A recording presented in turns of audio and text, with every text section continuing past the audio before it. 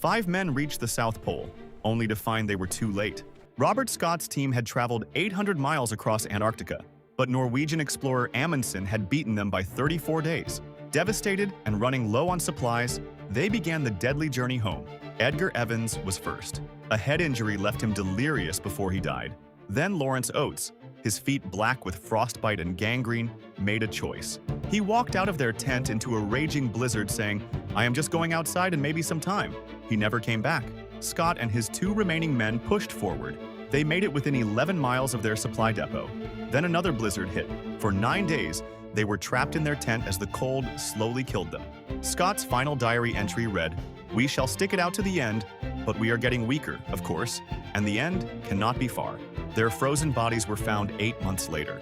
But this wasn't the only polar expedition that went horribly wrong.